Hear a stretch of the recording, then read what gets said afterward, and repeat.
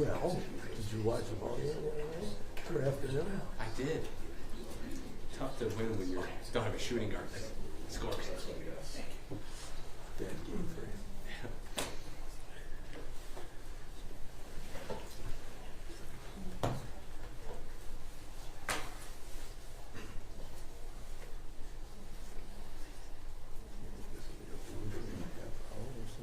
What's that? You're going to be over with in about a half hour. I mean, it's gonna be a lot of talking from our side. Right, it's just however long the two sons speak. Yeah. They're not going to say.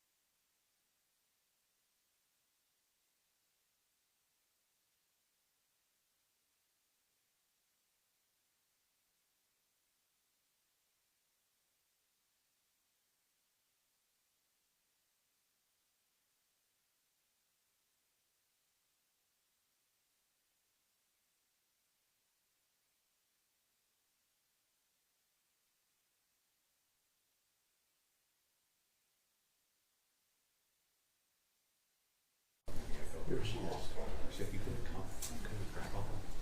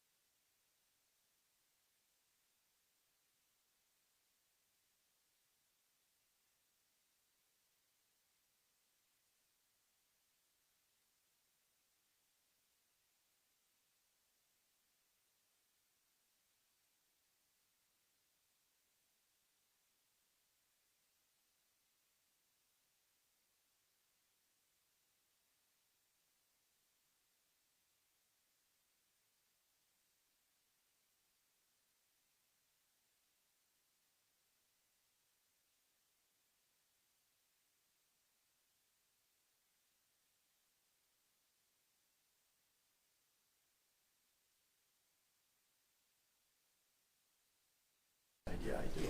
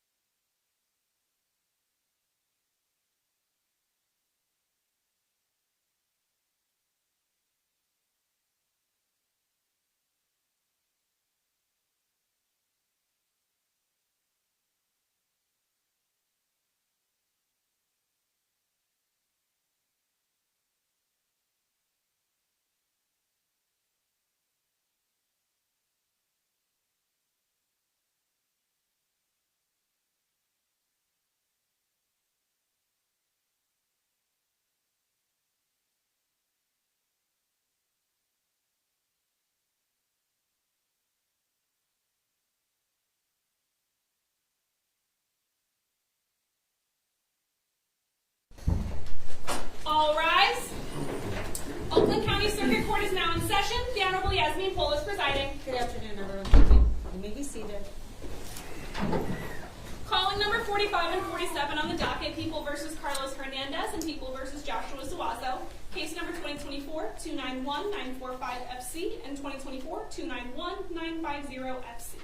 Good afternoon, Your Honor. May it please the Court. John Petrofesta and Andrew McGarrett on behalf of the people. Good afternoon. Good afternoon, Your Honor. Michael McCarthy, P30169, on behalf of Joshua Zuazo. He's seated in the jury box.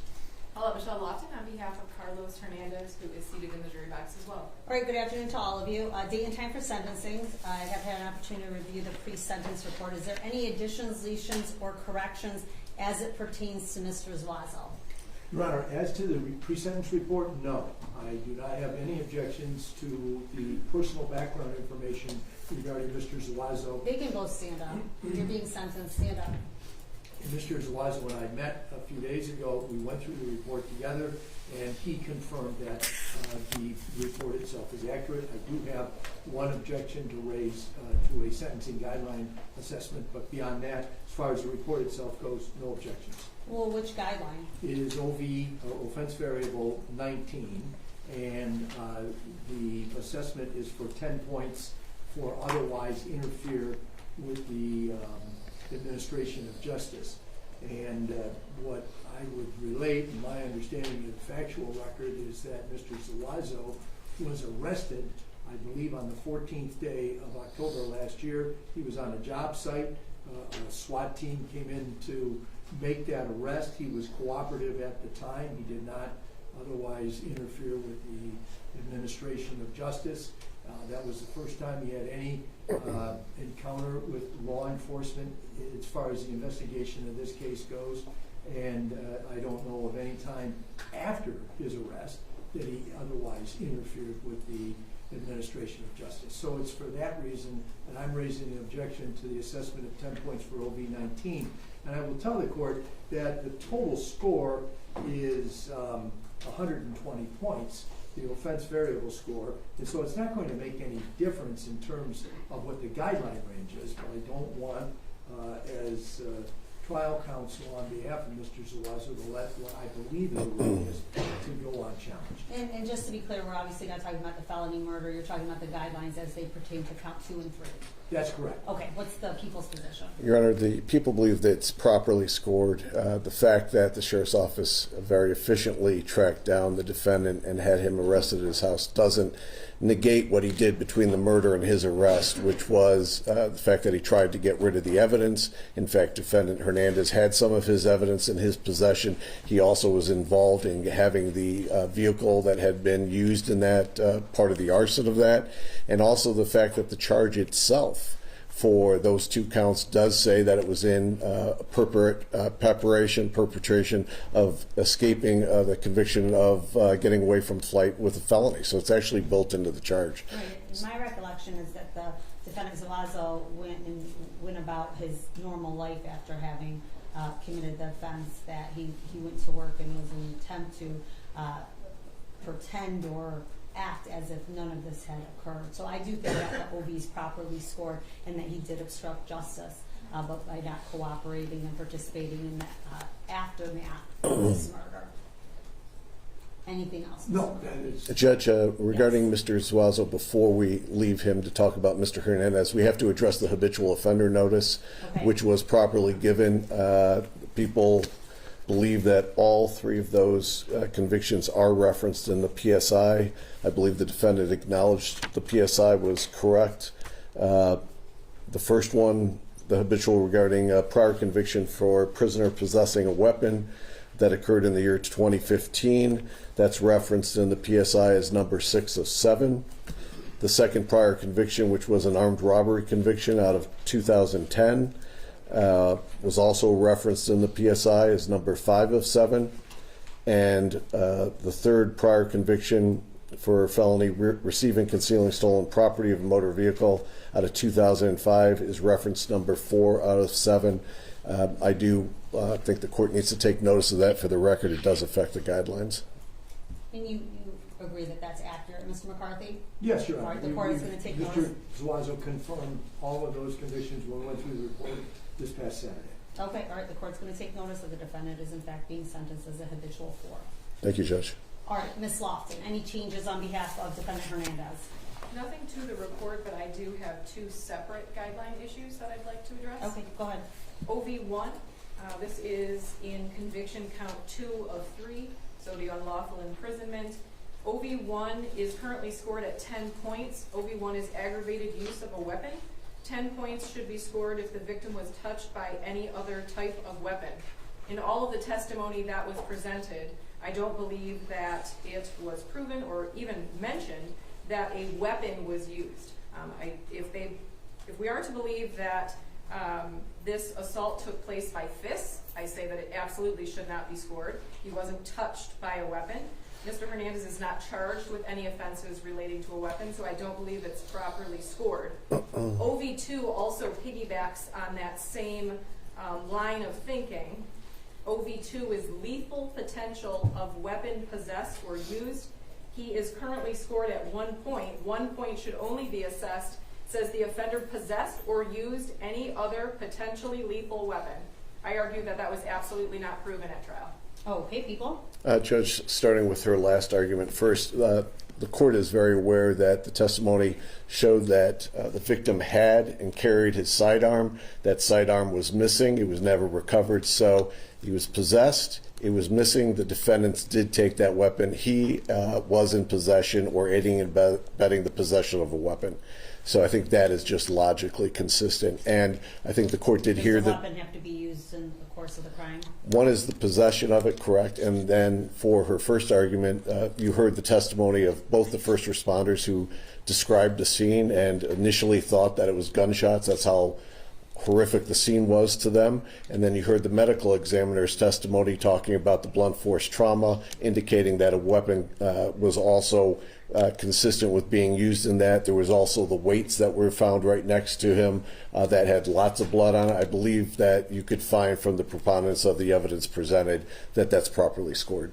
All right, the court does find that OV1 is properly scored at 10. The images that the court viewed as it retained to the victim, Mr. Murray here, certainly could be described as being brutal in nature and not likely to have just been able to have been committed by fist. So there were items within that basement that could have been used as a weapon. So the court does think OV1 is properly scored at 10. And conversely, OV2 is properly scored at 1. Defense's objections are noted for the record. All right, any other changes as it pertains to the PSI for Defendant Hernandez? No, Your Honor. Okay, we're going to get to allocution. but Judge, it's my understanding- I hate to interrupt, but Yeah. again, for the habitual offender notice for Mr. Hernandez, I believe it needs to be acknowledged on the record regarding the habitual that has been filed. He has 3 prior convictions for felonies, 1 in 2012 for prisoner or attempted possession of a weapon. That's number 5 of 7 in the PSI. A 2006 conviction, 3rd-degree criminal sexual conduct. That's listed as number 3 of 7 in the PSI. And a prior conviction for felon in possession of a firearm in 2006. That's listed as number 4 of 7 in the PSI. And I believe those should be taken notice of for the record. All right, Ms. Lofton, you agree with that? I agree. All right, the court is going to take notice that Defendant Hernandez is also a habitual offender. All right, so before we get to allocution, I'll obviously give the parties an opportunity to speak. It's my understanding you have some victims who would like to speak Yes, first. the 3 sons would like to speak Okay. briefly, All right. Judge. Would you like the defendants to remain standing or be seated during the statements? They can stand. Mickey Bird, if you could approach.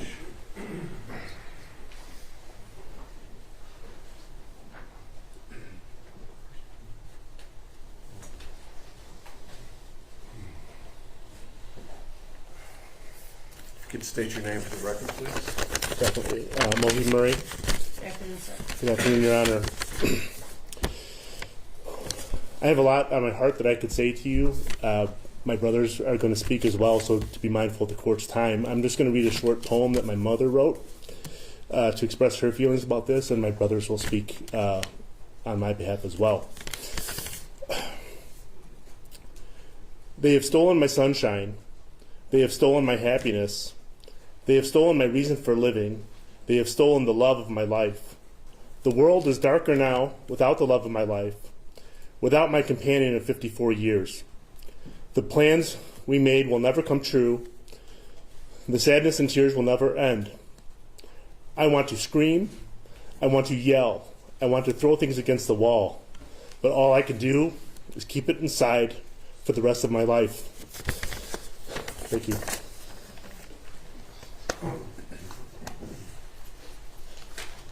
You could state your name for the record. Rahif Murray. Good afternoon, sir. Good afternoon. I just wanted to talk a little bit about my dad first, just that he was kind and warm. He was a very brave man, especially after caring for my grandmother who was dying. He became gentle in a way that I had never expected. And he did that at the age of 70 years old, I might add. He was the rock that our entire family could depend on. You know, he never let anyone down. He sacrificed his whole life. He never really took vacations, never had fancy things, never had fancy cars, extravagant dinners. He always made sure that everybody was safe and secure, cared for. Unfortunately, he was just in the time where he was starting to enjoy his life and plan on retirement, just now starting to go on vacations with his grandkids, but that tragically ended. And in this impact statement, he is the primary victim. His life was stolen. He'll never get to see his grandkids graduate college or have their own children or get married. He'll never get to enjoy his retirement with my mother, who's also a victim in this crime. She has had to endure trauma, a loss I cannot even imagine, losing someone that you've been married to for that long, dedicated and lovingly.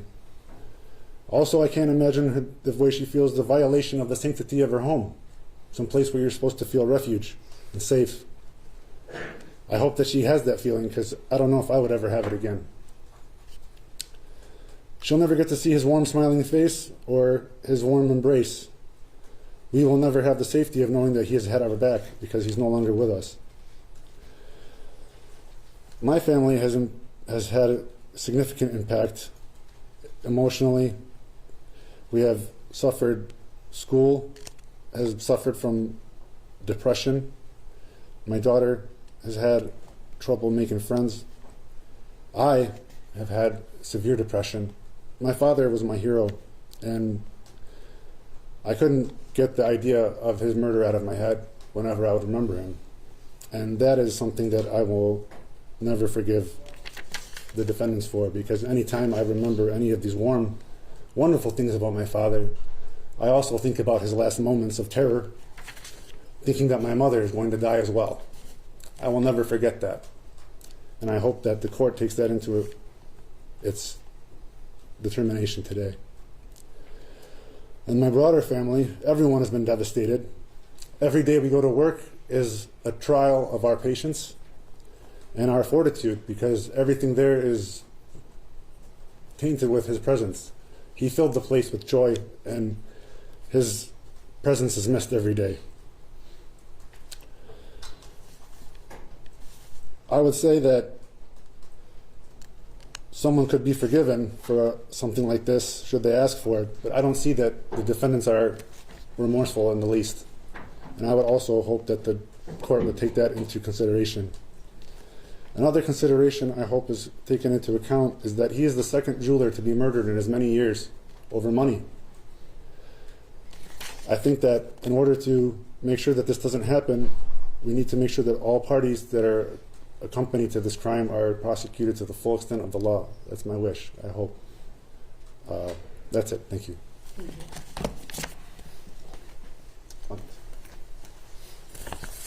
Please state your name for the record.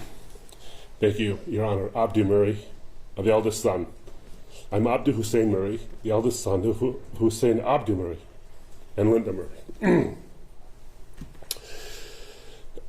Your Honor, you've heard enough statements of the way crime has shattered families to last you a lifetime. It's part of the burden you bear as a public servant. It's a burden I am grateful you have the fortitude to bear for us. Sentencing is a time when we imperfect vessels of justice try to fit the sentence with the crime, with the consequences with the sin. And that's what's happened here. It really is sin. We call it crime, but it's a sin. It's a grievous sin, a sin that took a vibrant, life never to be replaced on this side of heaven. A sin that shattered my mom's life and her sense of security. You know, my dad was larger than life. He was generous to a fault. He was strong as an ox, and he was brave as a lion. And with one act of trust, based on one act of deceit, planned deceit, the lion that protected my mom was slain. Carlos Hernandez and Joshua Zuazo robbed my mom of her lifelong companion, her husband of 54 years. They snatched away his grandkids' futures of seeing him light up a room at their graduations, at their weddings, at the birth of their kids, so he could have grandkids with my mom. Our very large family looked to him in so many ways, emotionally, spiritually, financially. So when they robbed my mom of her husband, they robbed us all. My brothers and I were robbed of our hero, our counselor, and just Dad. But another robbery happened after my dad's murder, and that was the robbery of our dignity. You know, Carlos Hernandez and Joshua Zuazo are guilty of this sin. They're guilty of this crime, and it was obvious. It was painfully obvious. So very obvious that it took the juries less than an hour to convict them both. The mountain of evidence leading to a guilty verdict was absolutely inevitable. Absolutely inevitable. And of course, I believe strongly in the defendant's right to a fair and just and speedy trial. And this court did an amazing job of ensuring that they got that right to be exercised. It's a right that I believe in heavily. It's a right for every human being and every citizen of this country to have, and I would defend that right to a fair trial. But just because you have the right to a fair trial doesn't mean making us sit through a week of it was the right thing to do. It was not the right thing to do. They could have exercised another right, and that right is to plead guilty, to own their sin, to do at least one thing that could have been a testimony to this community and their families and everyone else of what it means to own sin, to own up to the consequences and to bear those consequences. Instead, they chose to make my mom sit in that box and testify and relive the worst day of her life. They chose to make us relive our private hells. They chose to make us watch and hear and listen to forensic evidence about the violent way my father met his end at their hands. They chose to make us sit through text messages where they planned a heist that would get them the house of their dreams and the yard they've always longed for. My mom and my dad, who came from virtually nothing, worked their whole lives to get the big house and the yard. And Joshua Zuazo and Carlos Hernandez descended upon that house with envious eyes. And they made us sit through a week of that at the trial. Not to mention the preliminary hearing. All the while knowing they were guilty, but banking on the slimmest of chances, and the chances were exceedingly infinitesimally slim, that they would get out of that guilt, or that they would get less than the maximum sentence. What that tells me, Your Honor, is that there is not yet any repentance in their heart for the sins they have committed. And that tells me that they have not yet fully come to terms with the enormity of the damage, with the size of the crater, with the vastness of their sin.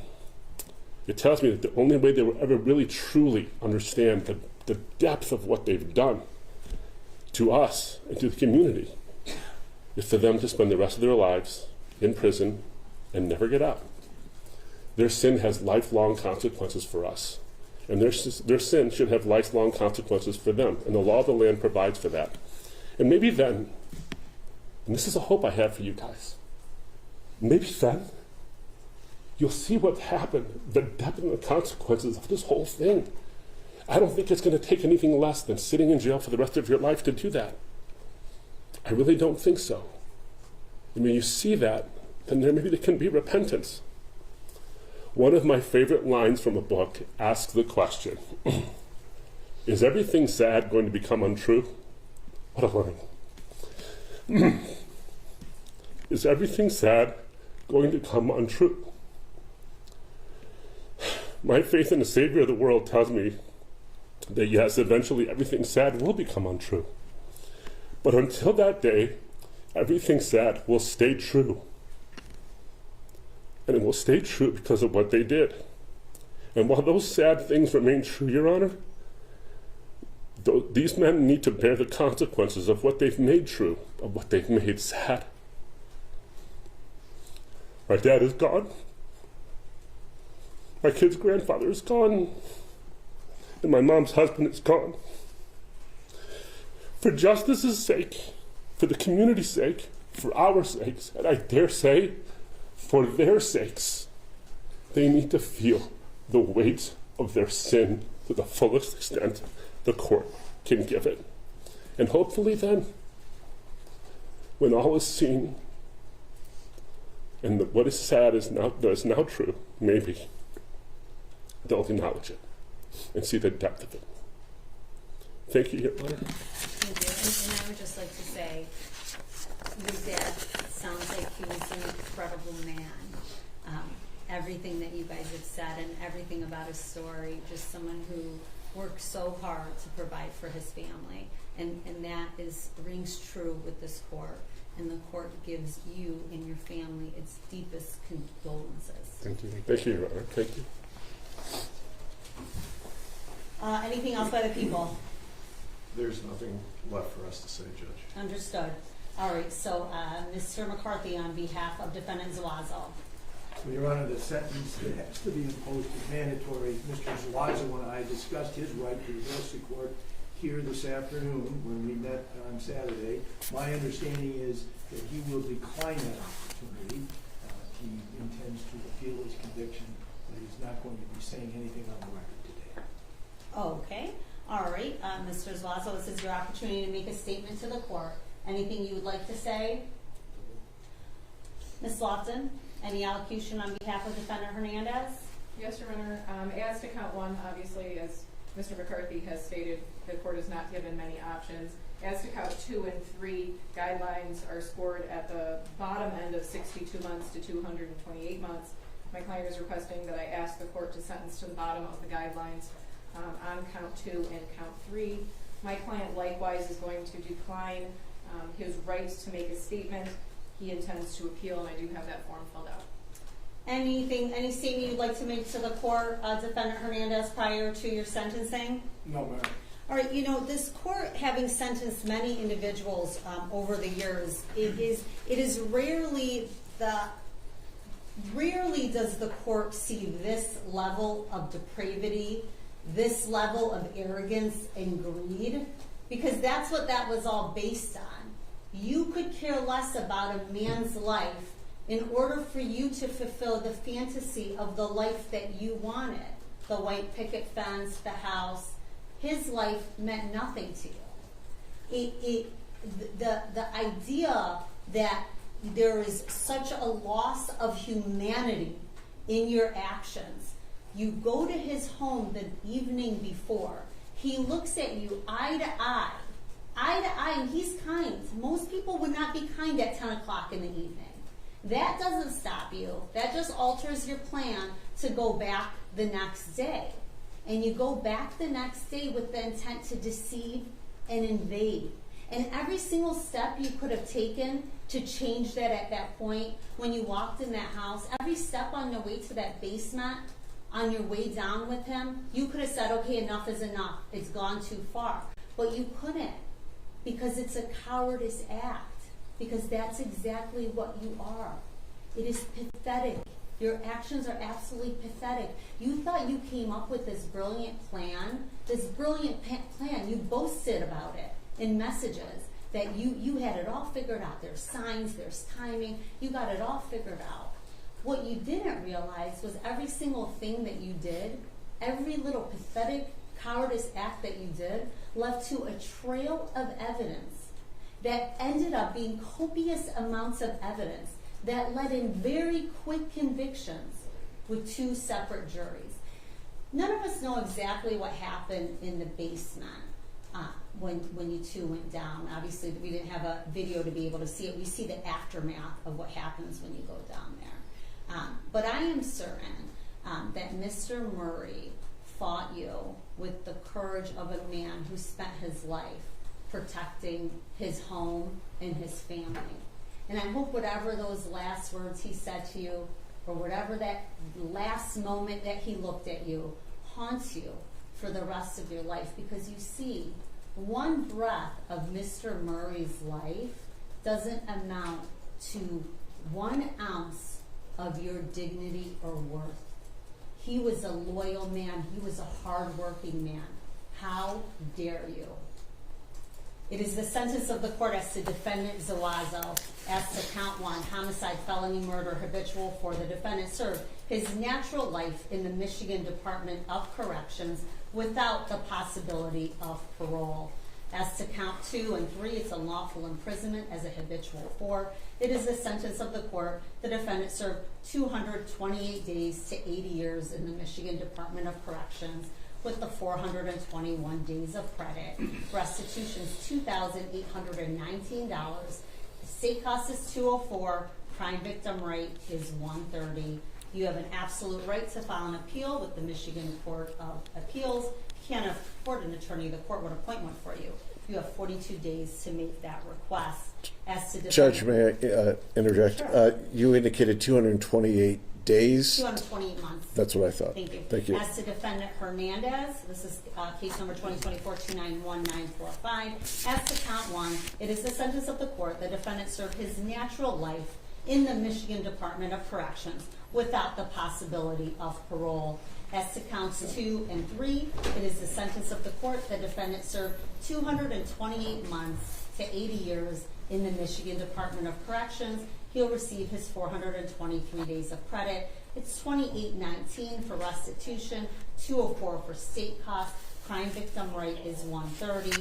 And I didn't say this, I know Mr. Zuazo was removed. It's no contact whatsoever, directly or indirectly, with Linda Murray and or the Murray family. You have an absolute right to file an application for leave to appeal with the Court of Appeals. If you can't afford an attorney, the court appoints one for you. You have 42 days to make that request. Your Honor, as to Mr. Zuazo, who has been removed from the courtroom, he executed the request for appellate counsel form, and I'm going to hand it to your clerk before I leave. Okay, and Mr. McCarthy, do you want him brought back in for you to say that in his presence? Because I'd be happy to do that.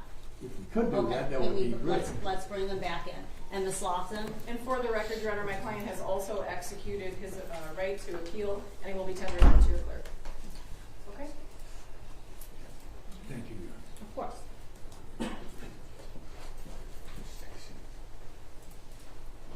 I don't. Will we just approach this? Okay.